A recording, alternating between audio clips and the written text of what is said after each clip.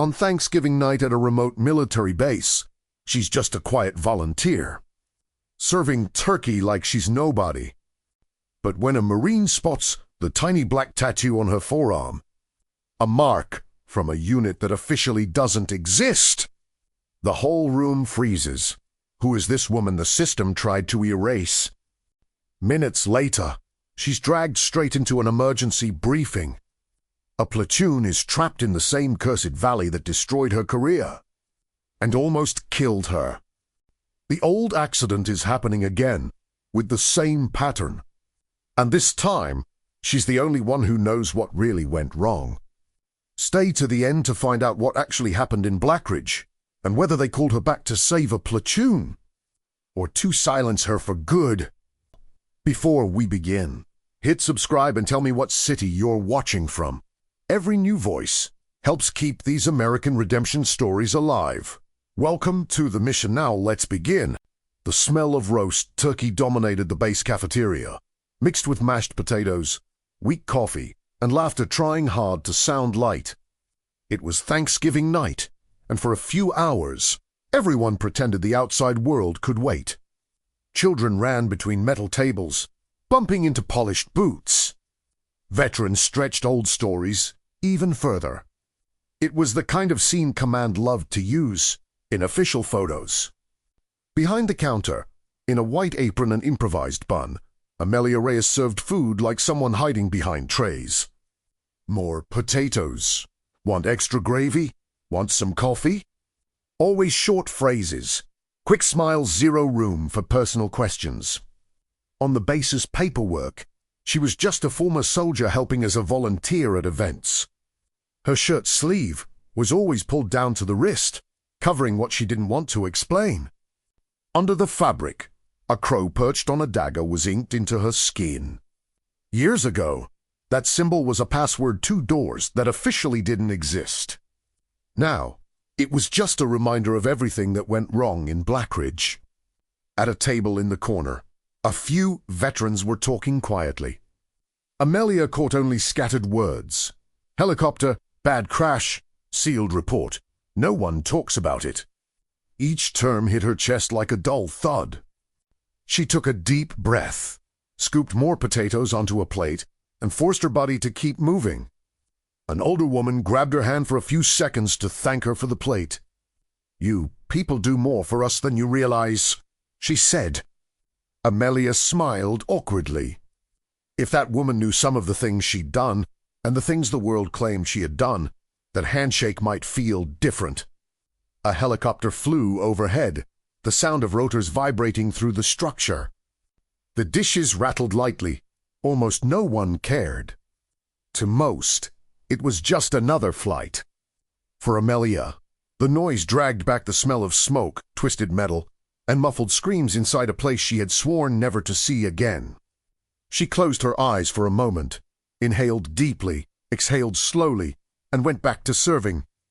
This was her way of doing penance, being useful in simple tasks, quietly trying to balance a debt that was never fully hers. Serving food was easier than facing what the world had written about Raven. If anyone there knew that the woman in the apron had once been a key piece in a unit that doesn't exist, the whole cafeteria would look at her differently. But that night, at least for a while, no one knew. It only took one careless sleeve for everything to change. The cafeteria was packed when a group of Marines came in, bringing the smell of training, gunpowder, and loud conversation. Among them, Amelia spotted a face time hadn't erased, Sergeant Miles Carter. Same haircut, same discreet scar on his eyebrow, same way of scanning everything without looking like he was scanning. She lowered her eyes by reflex, focusing on not spilling gravy. Carter joined the line, laughing at some inside joke. "Tray hund." Amelia grabbed the serving spoon, stretched her arm to serve. The apron snagged on the metal edge, yanking her sleeve back. It was fully exposed. Blackrow perched her carted froze. The cafeteria noise seemed to pull away a few inches. His eyes dropped to the ink, then slowly rose to her face. The smile he'd been wearing vanished completely. "No." He murmured, "It can't be." Amelia felt her face grow hot. She tried to pull the sleeve back down, but the move came too late. When she looked up, Carter's eyes were locked on her, somewhere between shock, memory, and something like twisted relief. "Raven?" He whispered like he was testing whether a ghost would answer. The word cut through the air. At a nearby table, Lieutenant Emma Brooks froze with her fork halfway to her mouth. That Cody name hit a place in her memory where she stored fire, pain, and shattered pieces of a night that had never made complete sense. Emma turned her head slowly, following Carter's line of sight. She saw the volunteer in the apron, her arm now half exposed, the crow clearly inked there. In a flash she saw, again, the inside of a broken helicopter. The feeling of being dragged out, and the quick glimpse of that same tattoo covered in soot. She stood up without thinking, heart pounding. By the time she realized it, she was already a few steps toward the counter. Carter was still frozen, splitting the present and the past into the same person in front of him. Amelia didn't know whether to drop the serving spoon, apologize for existing, or run for the door. She'd spent years hiding, and a single exposed sleeve had just dragged everything back. Before any hard or necessary words could be said, the radio in the next room screeched. A sergeant rushed into the cafeteria, his face carved with tension. "Attention, officers!" Shouted. Intermittent communication with Bravo platoon in the Blackridge Hills. Possible ambush. Wounded in contact. Blackridge. The word hit Amelia, Carter, and Emma at the same time, but in different places inside each of them. For Emma, Blackridge was a movie broken into jagged pieces. She remembered the helicopter shaking more than it should, the warning lights fighting on the panel, the pilot yelling something she didn't catch. She remembered the impact, the world flipping, her body slamming into surfaces that were never meant to be the floor. In the middle of it all, there was a voice, firm, hoarse, ordering her to stay awake. "Don't you black out now. You're not dying here." Even with her scrambled mind, she never forgot the tone. She linked that voice to the Cody name Raven, mentioned later in half-baked hospital conversations. She remembered being dragged out, feeling cold air hit a body that was way too hot.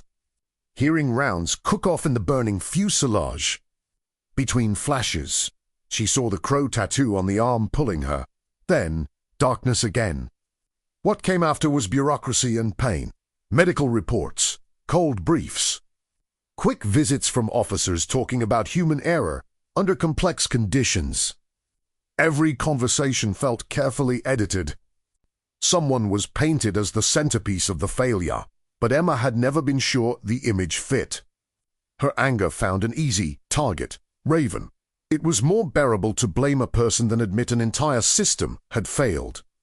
For years, the equation in her head was too simple. I got wrecked. People died. They said Raven screwed up. So that's that. Seeing the tattoo now, in a bright cafeteria, on a woman serving mashed potatoes, poured gasoline on that equation. But there was one detail. The memory of the arm that pulled her from the fire didn't match the narrative of someone who had supposedly bailed on everyone. As she followed Carter toward the exit, Emma felt that contradiction expanding inside her. The Raven in the reports and the Raven in her memory didn't look like the same person. That made her even more irritated. Outside, the base's mood shifted. Alarms, hurried footsteps, raised voices, people calling for maps and frequencies. Blackridge again. The name seemed cursed. Amelia stood motionless behind the counter for a few seconds, listening to the scene transform. She could slip off the apron, leave through a side door, and never come back. She could pretend she hadn't heard. But Blackridge wasn't just any name. It was the crater her life had fallen into. The past had knocked. Now, the present was demanding an answer. And whether she liked it or not, she knew those hills better than every officer in that cafeteria combined. Years earlier, the helicopter headed toward Blackridge under a heavy but flyable sky. Raven checked the route on her tablet for the third time. like something was out of place. On paper, the mission looked too simple, and too simple was never a good sign. Day before, she'd seen the aircraft had undergone a routine correction at Janada approved suspiciously fast. She questioned the tech. Order from Colonel Kessler, he answered, with a smile that never reached his eyes. Just a parts adjustment, everything within parameters. Raven. That stuck in her head. It wasn't the first time she'd seen that pattern. She had no hard proof, just instinct. And instinct in that line of work was worth almost as much as a report. In the command room, Kessler watched the takeoff with a satisfied look. Next to him, a logistics officer reviewed supply tables and contracts. Our alternate supplier delivered on time, Kessler asked. I still on the window? Yes, sir. Equivalent parts. Much lower cost. Paperwork's already adjusted. If anything happens, it's just operational risk, the other responded. Kessler nodded, like someone closing a good deal. For him, war was also a market. As long as someone else carried the blame when things went wrong, he was fine. In the helicopter, the vibration began to feel off. A tremor unlike regular turbulence. The warning lights on the panel started a chaotic light show. The pilot swore under his breath and tried to compensate. This isn't weather, he shouted. Control à respondrai. Raven felt her stomach drop before the aircraft did. She heard metal snap somewhere in the tail, the kind of sound that never meant good news. Then the world rolled. Seatbelt pulling, body spinning, someone screaming, someone else dead silent. The final impact crushed every sound for a few seconds. When she came to, the world was fuel fumes, smoke, and burnt fabric. The ripped fuselage was spilling wreckage down the slope. Distant gunfire grew closer. Raven didn't have time to wonder what happened. There were too many people groaning within arm's reach. She unbuckled herself, staggered, dragged the nearest Marine behind a chunk of metal, went back inside, pulled another, felt the heat building, 1, 2, 3, until she reached a lieutenant wedged between structures, blood everywhere. You're not dying here today, Lieutenant, she said, not knowing if Emma could hear. As long as I'm walking, you are too. In those minutes, Raven had no idea that, later, someone would take what happened and cram it into a convenient narrative, pinning on her the kind of mistake she'd tried to prevent. That would come afterward. First, there were too many people to pull out of the line of fire. After the evacuation, Raven waited to be called in to explain what she'd seen. She had naming, technical suspicion, clear impressions that something in the aircraft had failed before the first enemy round was fired. She requested logs, pushed whoever she could. Access kept getting harder. Doors that had once opened swung shut quickly. We're handling this at another level. Your job is to recover. Don't complicate what's already complicated. The sense that someone was hiding something turned into quiet certainty. In a closed meeting, Kessler took the reports, leafed through them with forced calm, and spoke to nearby officers. The story is simple. Rough terrain, pressure, field judgment failure. Public opinion understands that. And the parts changes, sir, one of them dared to ask. Classified. Kessler cut in. What isn't explained doesn't need defending. Amelia. Reyes' name started appearing in internal documents tied to the phrase critical command error. An operator from a non-official unit was the perfect scapegoat, important enough to centralize blame, invisible enough to avoid public scandal. Raven never got new headlines. It was a quiet administrative lynching. Her unit was erased from org charts. She received removal paperwork and thinly veiled hints that it would be better to move on outside that world. Meanwhile, the pattern of alternate suppliers continued quietly. Cheaper parts, advantageous contracts, very few eyes really paying attention, The risk stayed with those who flew. The profit stayed with those who signed. For years, the name Raven turned into corridor whispers. The one who let everyone die in Blackridge. If she'd done better, the helicopter wouldn't have gone down. Without full access to the data, even Amelia started to wonder if she had indeed failed in some irreparable way. It was easier to believe she was the problem than to admit the whole system had been rotting in silence.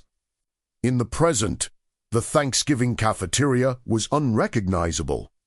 Tables now served as platforms for maps, radios, and reports.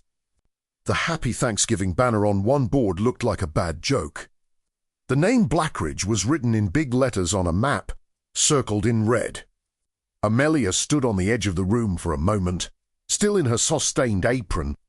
She could walk out through a side door, disappear before anyone pointed a finger.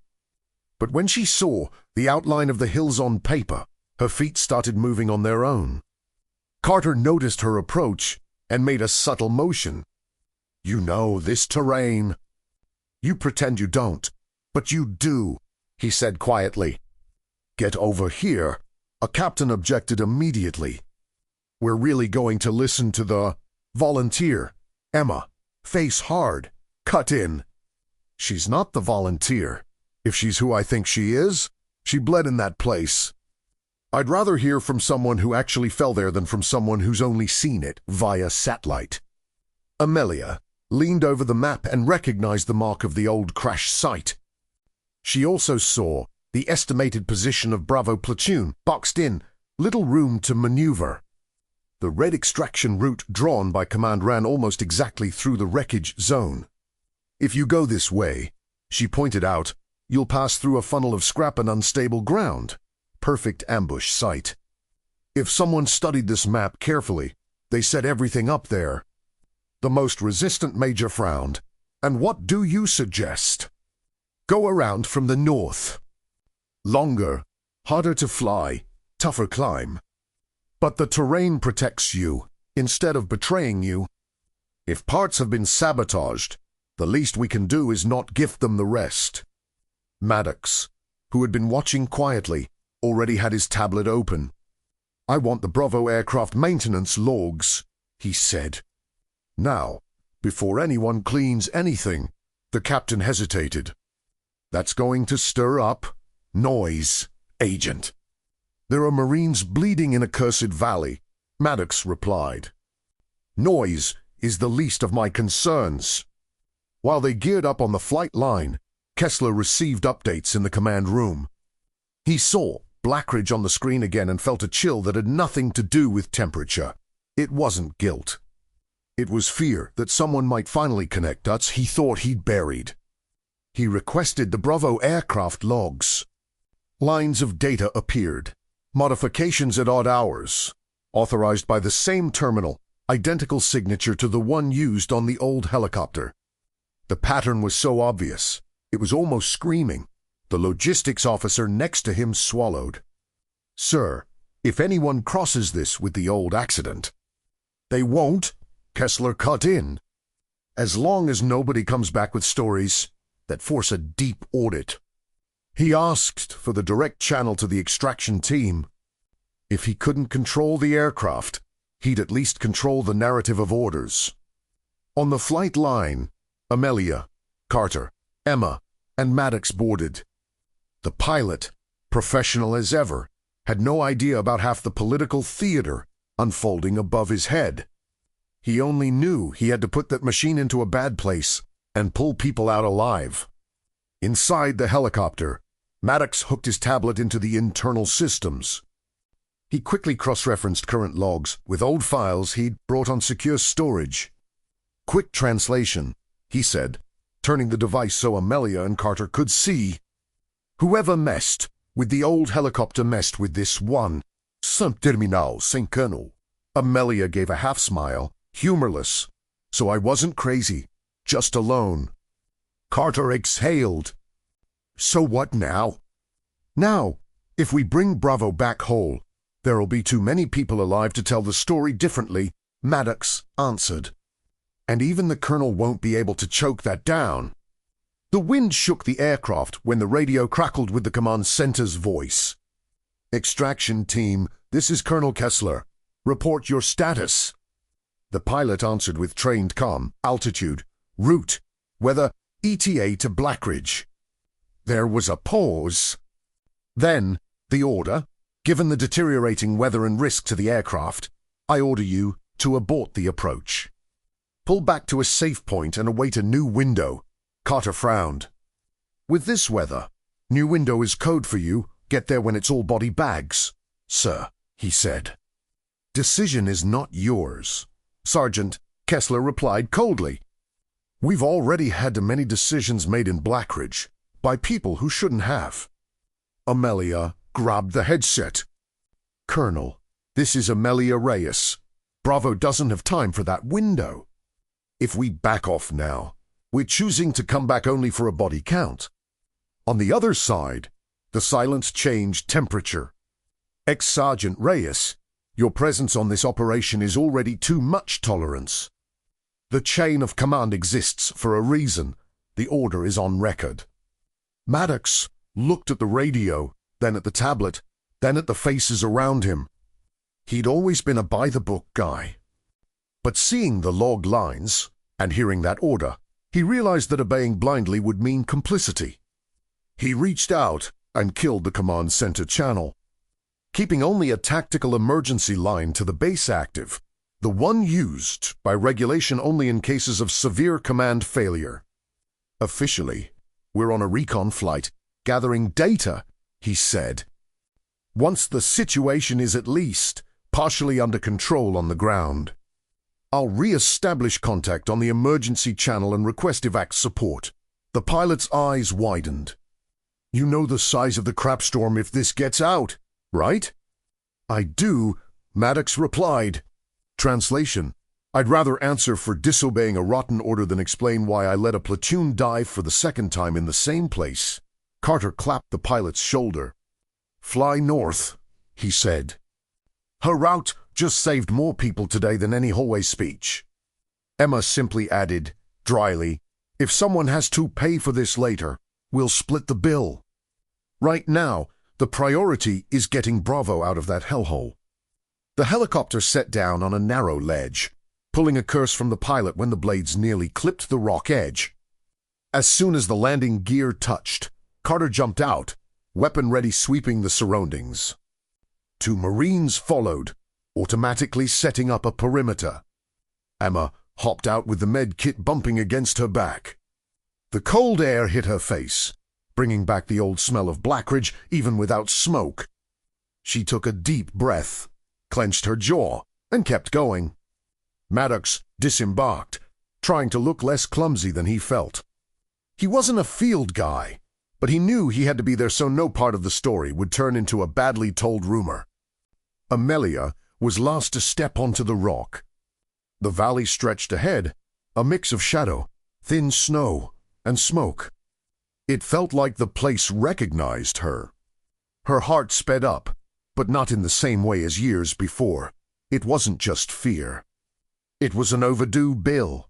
"Trails this way," she said, pointing. "Step exactly where I step. If the ground is going to take someone down, let it be me first."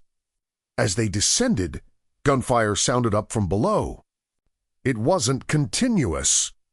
It was controlled fire from people rationing rounds.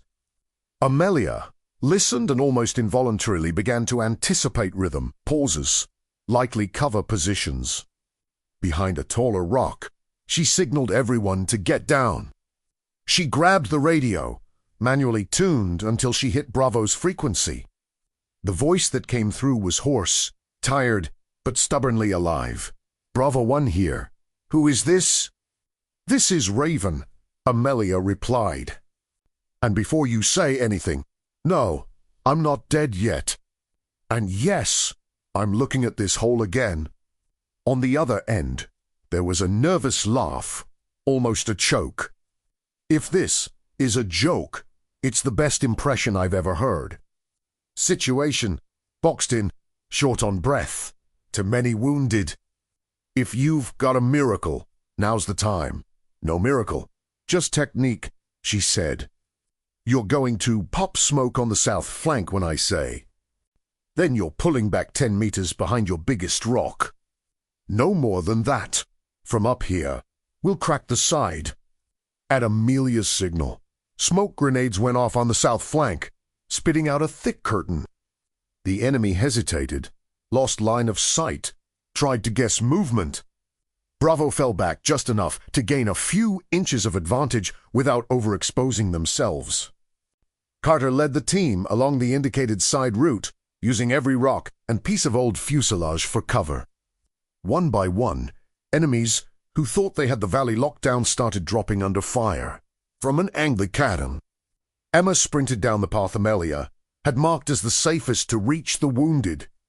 She stopped at a Marine whose chest was soaked in blood but whose eyes were still focused. "You the doc?" he asked, voice shaky. "Today him. Tomorrow we'll see," she answered, hands already in the kit.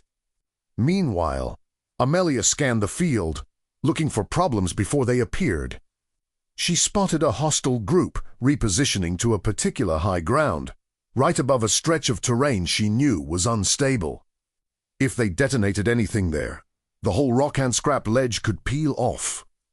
"Carter, hold the front for 30 seconds, she called. "I'm cutting off a potential game over before it drops on our heads." She moved forward, low, weapons steady. 2 enemies went down with clean shots. A third, wounded, still managed to pull a grenade and throw it before collapsing. The explosive bounced off, rusted metal, and landed right where it shouldn't. "Cover!" Amelia yelled a chunk of old fuselage. The explosion shook the valley. The ground vibrated. Cracks opened stones and junk began to slide. The section under Amelia started to give way. The sensation was brutally familiar. Floor disappearing, body slipping sound turning to noise. She tried to grab hold of something, but her hands only found smooth edges. The radio smashed into something hard and crackled. For a second her mind flashed back to the exact moment of the old crash. Same helplessness, same gravity pulling. This time, a hand grabbed her vest with force. "You're not staying behind again," Emma yelled, voice trembling but solid. The 2 of them fought the ground's movement, slipped, slammed, scraped, until they reached firmer soil. They collapsed side by side behind a rock, breathing like each breath had to last a lifetime. For a few seconds, nothing mattered except air going in and out. The gunfire felt far away. Blackridge, for a moment, was just rock dust, and to women who had unfinished business with each other and with that valley. "You should be with the wounded," Amelia said, still catching her breath. "One of them is right here. Emma shot you back, and far as remember, he already owe you 1 life. I'm not going to owe you 2. They stared at each other. No rehearsed speeches, no pretty lines. Just raw truth. The image of Raven walking away from everyone, which Emma had carried for years, started to crack for good. "I spent a long time believing the story they handed me," Emma admitted. "It was easier to pin it all on you than to admit someone was messing with something bigger. And I spent a long time thinking maybe I had screwed up in a way that couldn't be fixed," Amelia replied. "But one thing I know for sure. That night, I only left that helicopter when there was no one breathing inside anymore." An urgent call on the radio broke the moment. "Medic! North side! Critical casualty!" someone shouted. Emma sprang up like a rubber band, back in professional mode. "This isn't over yet. We'll finish this part later, on ground that's not actively falling apart," she said, then ran. Amelia adjusted her weapon, tested her legs, and stood. The terrain had shifted some, but the worst collapse hadn't happened. Bravo was still on their feet. The enemy, on the other hand, was now truly falling back. A few minutes later, fire tapered off almost completely. The dominant sound in the valley was people taking deep breaths, checking ammo, searching for their buddies with anxious eyes. Overhead, Rotor noise grew louder again. On the emergency channel, Maddox finally called the base. "This is the extraction team. Situation on the ground partially stabilized. Bravo still intact. Request immediate evac for critical wounded. If you need a detailed report, I've got everything recorded," he said. The response was quick. The emergency net didn't run directly through Kessler, but through watch officers who knew that, if it was being used, things were serious. A support helicopter was dispatched without asking his permission. The first support helicopter landed in a makeshift clearing as gently as possible. Carter coordinated loading the most critical wounded while Emma prioritized with the cold precision of someone who knows every second counts. "This one first," she said, pointing to the Marine with the worst chest wound. "If he waits for the next bird, he doesn't make it." Bravo helped carry stretchers, some limping others with makeshift slings. No one argued about the order of evac. They all understood this wasn't about who deserves it more, but who can survive one more flight. Amelia went up and down short slopes, helping retrieve wounded from awkward spots. Each small act of help was another few feet of old guilt being repurposed into something useful. Sweaty, dirty, but with his tablet intact, Maddox mentally logged every decision. He knew, if he didn't document it well, someone would try to simplify the story later. And he'd already decided he wouldn't let that happen. When the last critical casualty was loaded onto the first chopper, the pilot glanced at Amelia. "There's still room for one more." She shook her head. "Take them. I'll come out on the next one. I'm not leaving before I count how many boots are still on the ground." The helicopter lifted off, carrying tension and a bit of relief with it. There were still men in the valley, but the worst immediate risk had been pushed back. The second helicopter arrived later to carry out the remaining wounded and part of the team. Carter insisted Amelia board that one. "You've paid off the old bill 10 times over today.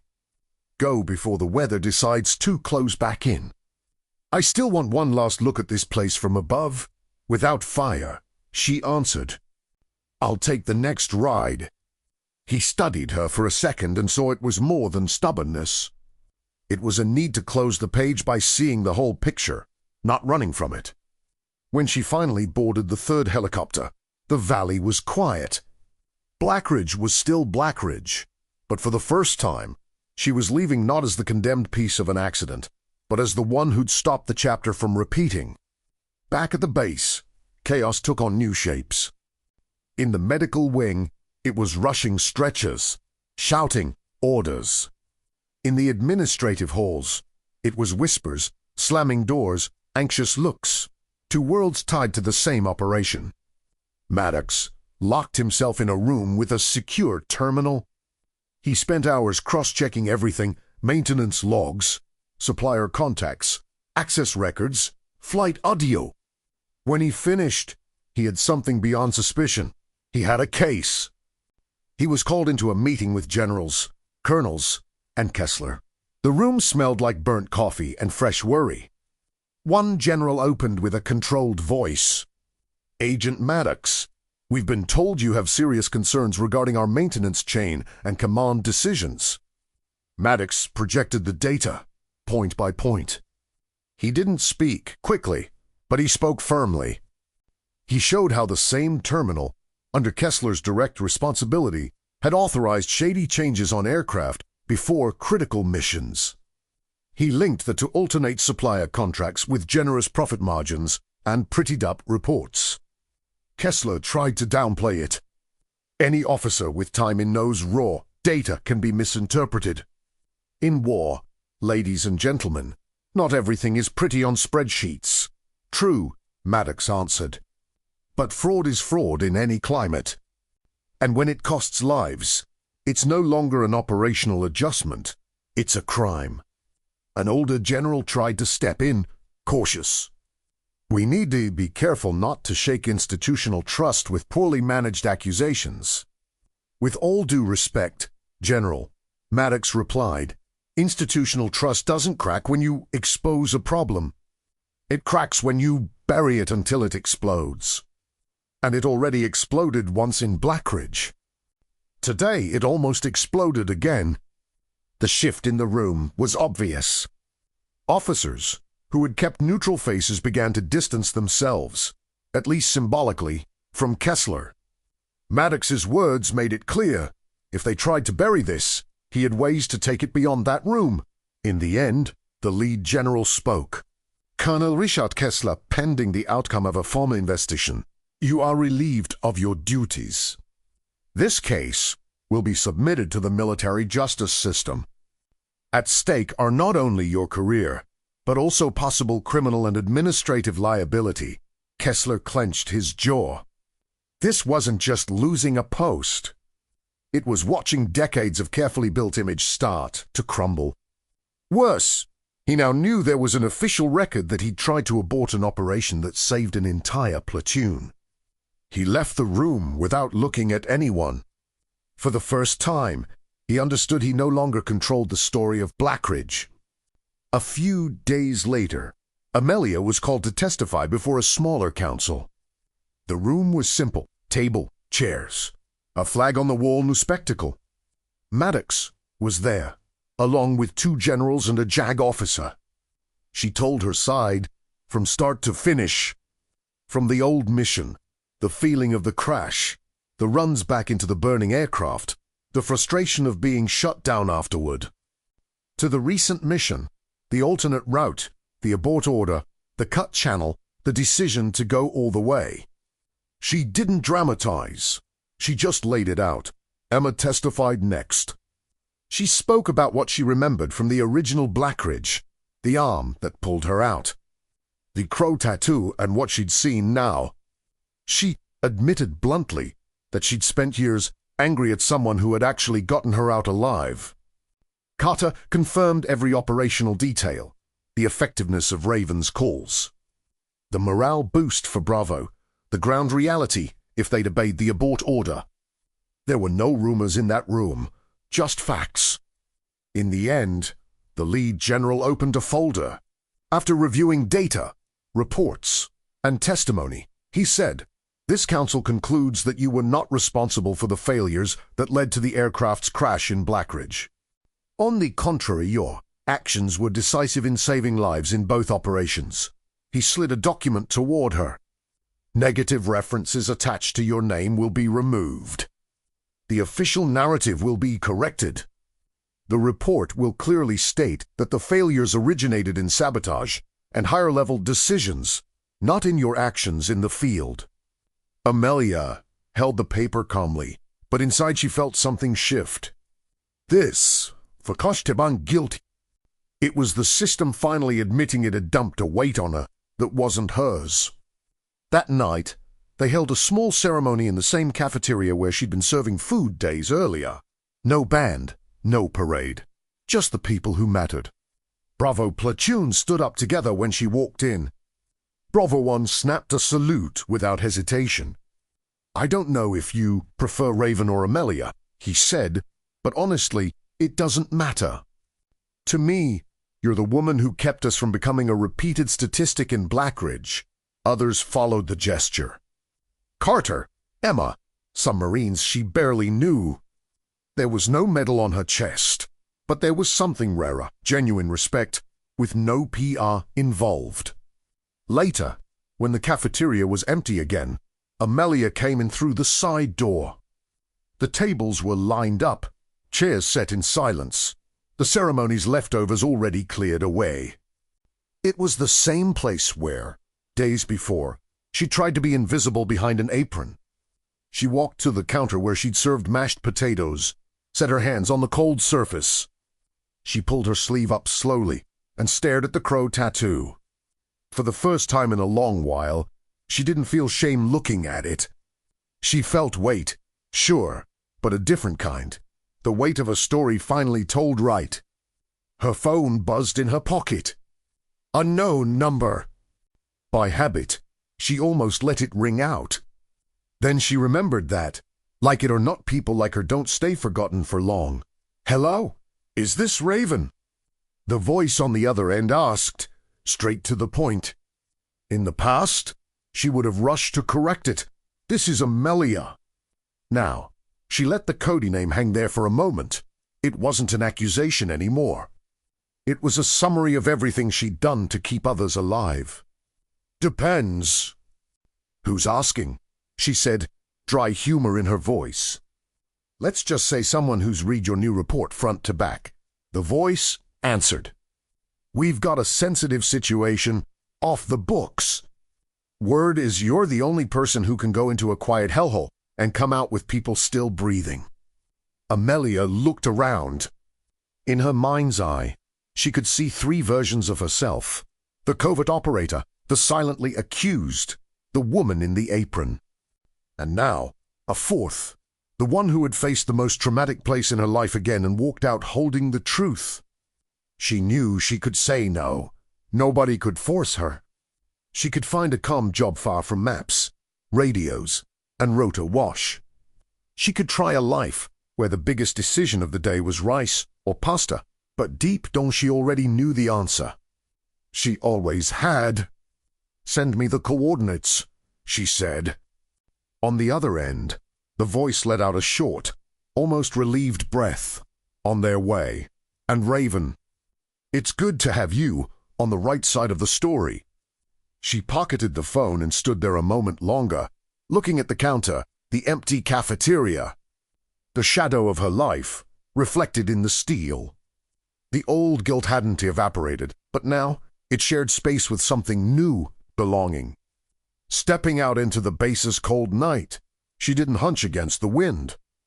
She walked toward the barracks, already packing her bag in her head, deciding what to bring. This time, she knew she wasn't going to pay for a mistake. She was the always bun. Raven fell, was blamed for something she didn't do, came back, dismantled the lie, and still chose to keep walking toward the problem. Not for glory, not for applause, but because if there's a chance someone makes it home alive because of her, that's always going to be enough reason. And now, finally, the world was beginning to recognize that too. If this story moved you, then you belong here, at Redemption of America. Every story crew truth, broken doesn't mean finish not. So, make sure you subscribe, leave your comment about the moment that hit you hardest, and share this video with someone who needs to remember what redemption looks like. Until next time, stay strong, stay honorable, and never forget, America redeems its own.